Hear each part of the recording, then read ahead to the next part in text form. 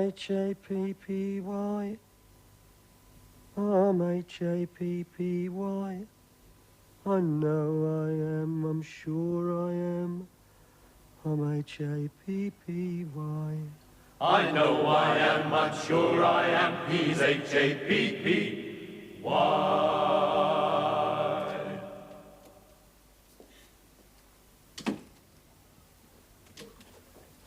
Good morning, Fiona. Did you sleep well? I'm afraid not, Gordon.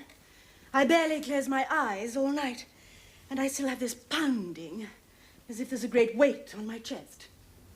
Yes. I think it's my heart. No, there's nothing wrong with your heart, Fiona. You can't tell from the door, Gordon. Aren't you going to examine me? Well, there's no need. Dr. McAllister has given you a thorough examination. He assures me... But he may have missed something. No, that's hardly likely, Fiona. Gordon, you're so talented, so accomplished. I feel so much better if you were to give me a second opinion. But I've seen the results of your tests, and as far as I can see, there's nothing organically wrong. A mild virus infection. No reason why we shouldn't discharge you today. Discharge me? Gordon, you can't be serious. You can see I'm not well. Surely you can put my mind at rest. I shouldn't really examine you without a nurse being present. You weren't so coy on the night of the golf club dance, Gordon. Please, Fiona, not here. After all, that was a momentary lapse on my part. I'd almost forgotten. I hadn't. I still have your note, thanking me for the most wonderful night of your life. You kept the note? Is that wise, Fiona? If it were to get into the wrong hands... Oh, don't worry.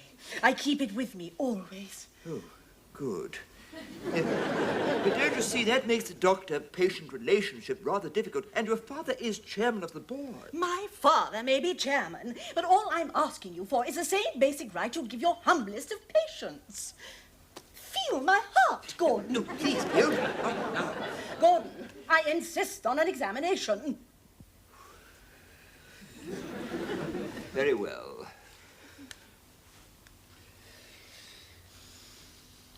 Oh, yes. Very good beat, Fiona. Wonderful resonance. Almost musical. I love you, Gordon.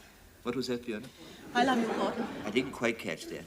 I love you, Gordon. Love you. Yes, Fiona, stop. This is madness. Oh, Gordon, you know I've always admired you.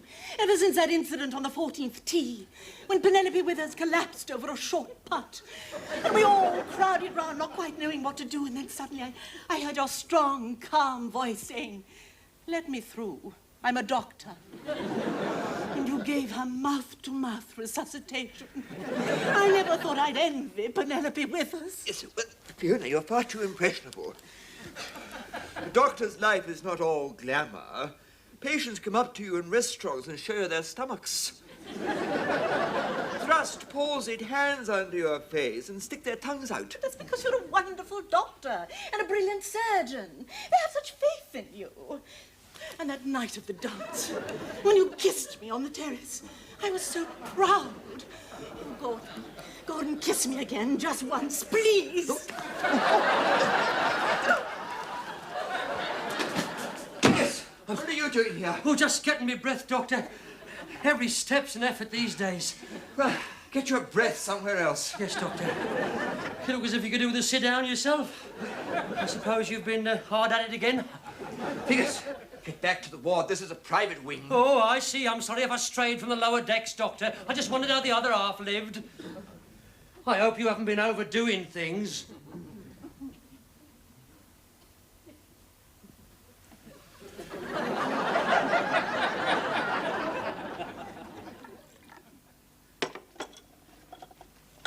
Oh, thank you, nurse.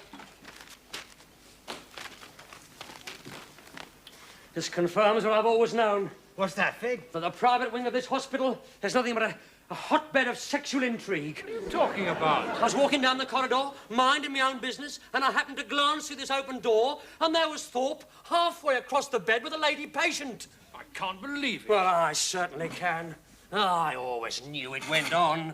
But doctors aren't like that. They're too professional. They can't afford to get emotionally involved with their patients. And who want to become emotionally involved with Thorpe? Well, I agree he's not much to look at, but doctors have this strange mystique that women find attractive. And they're only flesh and blood. You're not telling me that when they're examining a beautiful woman, the old stethoscope doesn't start to tremble a bit? Well, even if it does, they wouldn't succumb to the temptation.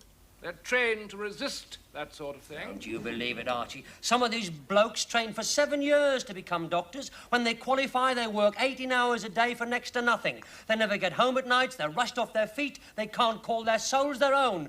And what do they go through all that for? Well, what? Well, for the crumpet. Rubbish. It's a sense of vocation. A sense of vocation, then what was Thorpe doing up there in what can only be described as a leg-over situation? I tell you, we don't know the half of it. The drama that goes on in these wards. Yes, just like the young interns. Yes. What's that? It's the series on television. But that's a soap opera. It may be a soap opera, but it's painstakingly researched, Archie. In fact, it's very authentic. It could happen here. Yes, like when Dr. Meredith becomes locked in a fierce embrace with a lady patient and fails to notice that the cardiac machine has ceased to function. Right. And he blames himself for her death and loses the use of his hands. Yes, and under deep hypnosis, he recovers the use of his hands but reveals the name of his mistress. Who happens to be the wife of Dr. Browning, who, when he discovers this, takes to the bottle. And who, under the influence of drink, sets the arm of this young violinist so badly they say he'll never play again. This young violinist who turns out to be Dr. Browning's natural son. Identified by a distinctive crescent-shaped birthmark on his shoulder. But that's absolute twaddle. Well, I bet it's nothing compared with what goes on here. I bet Dr. Browning's life is a picnic compared with Thorpe's. What's that, Oh, Vickers? hello, Doctor. We were just discussing the young intern, saying what a real slice of life that is. A turgid melodrama, Vickers. Really, I'm surprised you waste your time watching it. Oh, I thought it seemed quite true to life. No, I'm afraid not, Vickers. A doctor's life is not quite so dramatic. Almost humdrum, in fact. Gordon! Oh, Gordon, please don't be angry with me. Don't turn away. I can't bear it. Look at me, please. Can't you see? I need you.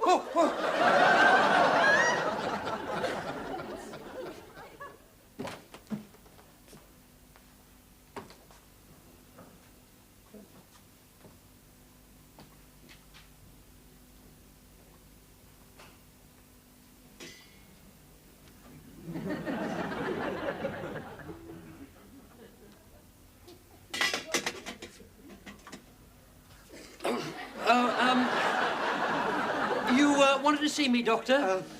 Yes, Vickers. Is she still out there? I'm afraid so. Yes, they've told her I've gone home, but she doesn't believe them. I know, she's been searching the wards. Oh, no. I must say, I've never seen such devotion. It's an obsession, Vickers. Yes, all on her side, I suppose. Of course. And you've done nothing to encourage it. The mildest flirtation. Well, obviously a misunderstanding. Yes, but she's out to ruin me. What am I going to do? There's only one you can do, brazen it out. I don't have to brazen it out. I'm innocent. Of course. But I did write her a letter that she carries around with her. It was in the heat of the moment. Never put pen to paper, especially in the heat of the moment. You could have said anything. I did. That's why I need your help. I need an independent witness, someone who will vouch for my good character and integrity.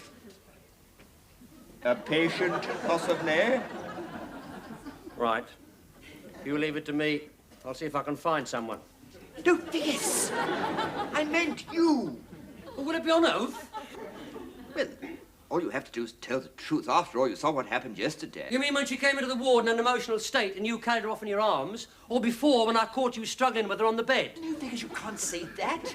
Don't you understand? She's out to ruin me. She's threatened to report me to the medical council unless I run away with her. And her father is Colonel Walters, chairman of the Board of Governors. My career's on a knife edge. Oh, my God, she's coming in. Is Thorpe in? Well, that depends who wants to see him. Colonel Walters, Board of Governors. Oh! Yes, I think he's in.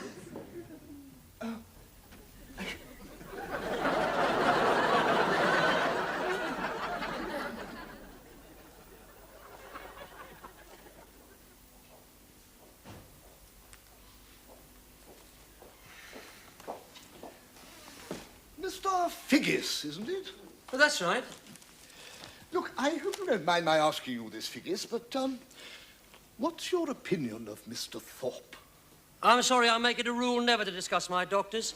I consider it unethical. Yes, of course, I quite understand, but, I'm concerned about him, and it would be in the strictest confidence. I see. Well, he's all right, I suppose. He's not neat. No one could call him neat. He doesn't go in for fancy embroidery. In fact, he has trouble lacing up his own shoes. Do you want to see something really horrible? No. That won't be necessary. I wasn't referring to his surgical skills. I just wondered if you'd noticed anything strange about him. You mean more than usual? I mean, why was he hiding under the desk, Figgis? Yes, I can explain that, in strictest confidence. You see, a few days ago, he operated on this young violinist, and it went wrong. Good Lord. They say it's doubtful he'll ever play again. That's terrible. There's worse. Thorpes discovered that this young man is his natural son, identified by the distinctive crescent-shaped birthmark on his shoulder. What? The son he abandoned 25 years ago, whose mother died in childbirth. That's incredible. Yes, isn't it? So, you see why he can't face people. He needs a rest, Colonel. You're a military man. You must know when a man can't take any more. But my daughter's come to him for treatment. Then take my tip.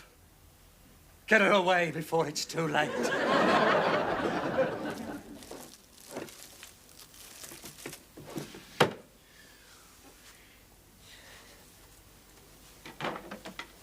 I'm sorry, Fiona, but my mind is made up. You must pack your suitcase at once. Daddy, I can't leave now.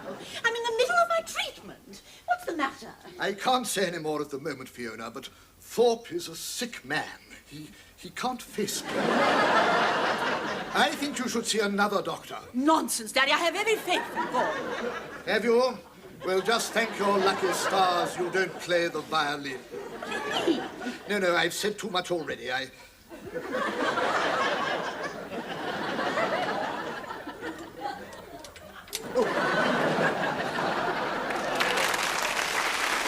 know I am, I'm sure I am. I'm H-A-P-P-Y.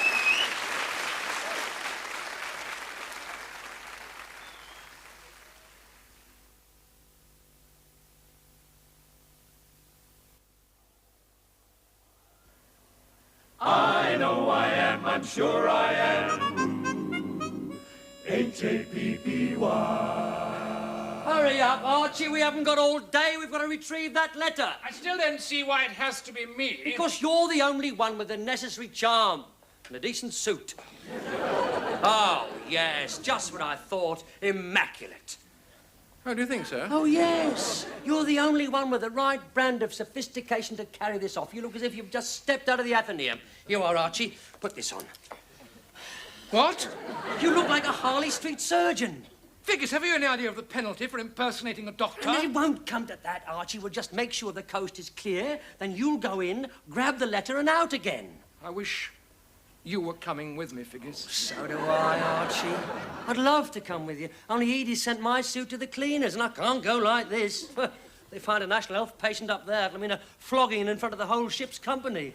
It's all clear. I've just seen her in the corridor. I think she's after Thorpe again. Right. Off you go then, Archie, and good luck. And if I had anything to wear, I'd be with you. Well, that's all right, Fig. I found these. What? They're in maintenance. Overalls and a cap. They'll take you for a plumber.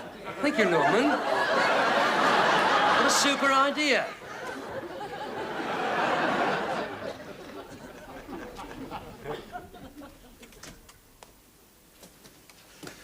Right, where do we start? Well, you search the bed, and I'll check the desk. What does it look like? Well, it's a love letter. It's probably written on pink paper and reeks of eau de cologne.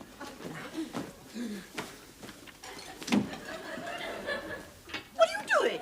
Ah, Miss Walters. I wondered where you'd got to. Dr. Meredith, guys. Mr. Thorpe asked me over for a second opinion. Oh, does that mean you're going to examine me? In a moment. But first, you'd better tell me your symptoms. Please sit down. Well, I have these palpitations. Palpitation. Yes, and then I feel feverish and I can't sleep. I see. Well, that could be anything, couldn't it? What's your cholesterol like?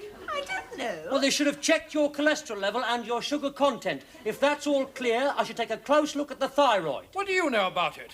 You're a plumber. As a matter of fact, the human body has a great deal in common with the central heating system. Furry pipes, faulty pumps, leaky systems. Look, why don't you get back to your radiator and leave this to me?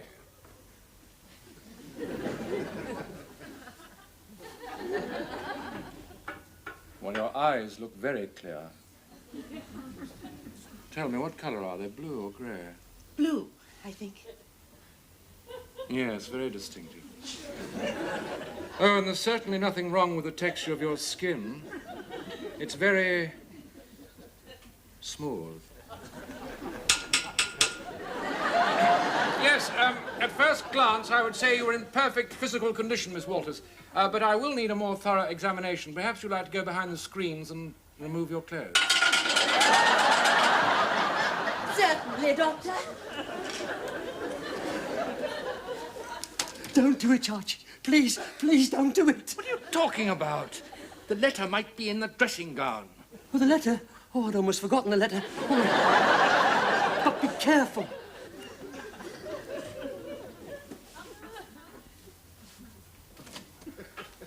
You can't come in here. It's a private room and I'm about to examine a patient. This is my daughter's room. I didn't know she was being examined. Ah, I see. Yes, Miss Walters, your father is here. Perhaps you'd better get dressed whilst we discuss your case. Surely we're not going to discuss the case with a workman here. Can't you get rid of him? No. Top steward. Very militant. Doesn't pay to cross these sort of people. Well, what's your diagnosis, Doctor? My diagnosis? Yes, well, it's a very emotional state brought on by an overactive thyroid. Is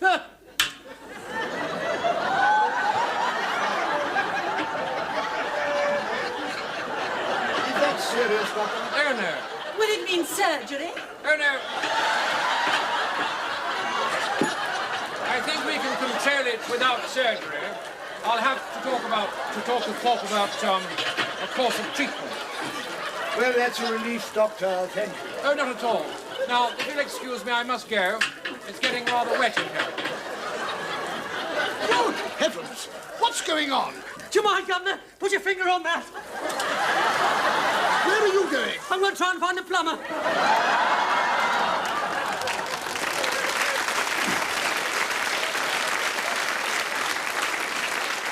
Well, how did you get on? Oh, I think we're wasting our time. After all, this is the age of the photostat machine. She's probably got 50 copies in the original lodged at Lloyd's. Oh, what are we going to do? Well, our only hope is to get her to tear it up herself. How are we going to get her to do that? Well, that means putting her off Thorpe altogether. Well, that shouldn't be too difficult. Precisely. When she finds out what he's really like... Someone's coming. Quick, Archie, behind the screens. I'm sorry, mate. Visiting time's over. It's me. Yes. Good heavens, Mr. Thorpe. I don't know what to do. She's in my office. She says she won't leave until she's a heart-to-heart. I can't face another heart-to-heart with Fiona to the end of me. My career's in ruins. I don't know what to do. Don't worry, Doctor. We'll sort it out for you. You can depend on the lads of Ward 3. In your office, you say? Yes. Right, well, we'll get rid of her. Now, you find yourself a broom cupboard somewhere. You look as if you could do with the rest. Don't get changed, Archie. You're on.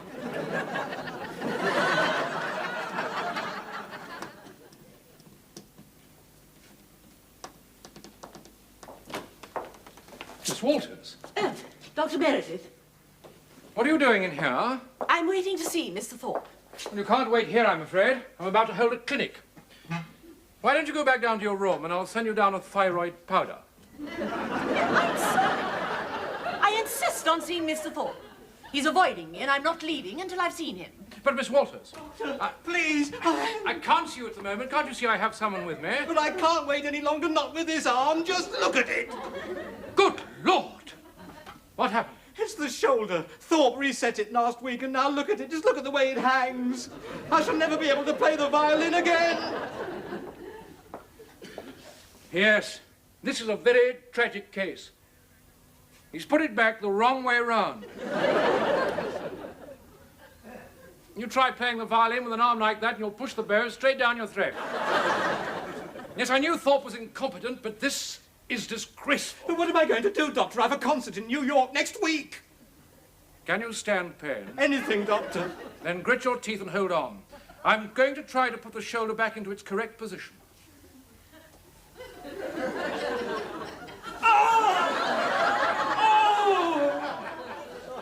You've done it, Doctor.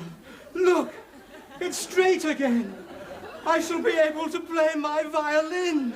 How can I thank you? No need for that. Just go to New York and show them what a British violinist can do. I'm cured. I'm cured. That was wonderful, Doctor. Wonderful? No, just a basic knowledge of human anatomy. What puzzles me is why Thorpe made such a mess of things. Not now. Can't you see I have someone with me? I'm sorry, Doctor. I must see you. I can't wait. It's in the nature of an emergency. An emergency? What do you mean? Well, as you know, I was recently operated on by Dr. Thorpe. Dr. Thorpe? I haven't felt right since, and yesterday I had a coughing fit and produced this. Good heavens! I think I've seen one of these before. There should be a screw attachment with it.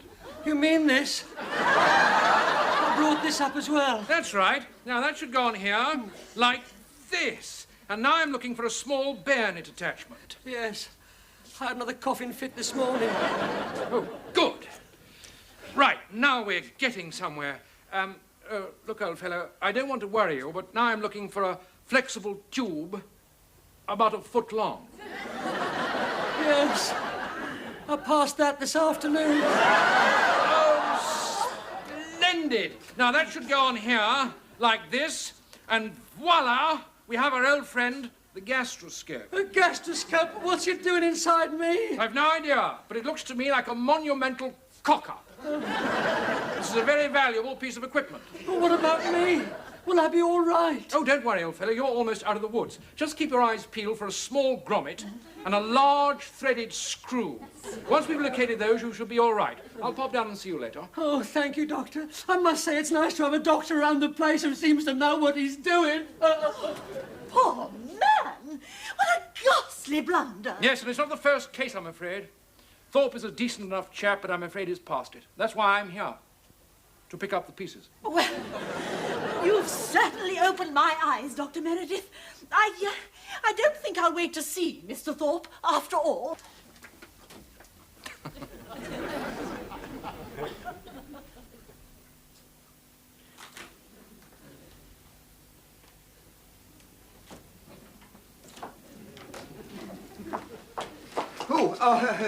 Leaving already, Fiona? And where have you been, Gordon? Hiding from the young violinist? I beg your pardon. Or the man with the gastroscope inside him, all coming out in bits and pieces? I'm sorry, I don't quite understand. All I can say is thank heavens for Dr. Meredith. Dr. Meredith? And I can assure you that if I need any further treatment, I shall be going to him. Never mind, Thorpe. You've been through a great deal. It must have been a terrible shock when you saw that crescent-shaped birthmark. What? Still, a man's past is his own affair. I shall say no more about it. Why don't you take a holiday? Let Meredith take over. Crescent-shaped birthmark, Meredith? Oh, goodbye, Dr. Meredith. Oh, goodbye. Fingers!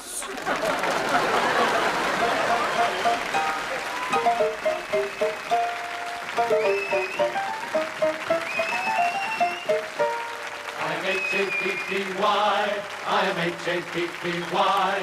I know I am, I'm sure I am, I'm H-A-P-P-Y. Yes, I'm H-A-P-P-Y, I'm H-A-P-P-Y. I know I am, I'm sure I am, I'm H-A-P-P-Y. Oh yes, I'm H-A-P-P-Y, yes, I'm H-A-P-P-Y. I know I am, I'm sure I am. Yes, I'm H-A-P-P, H-A-P-P, only when I laugh. H-A-P-P-Y.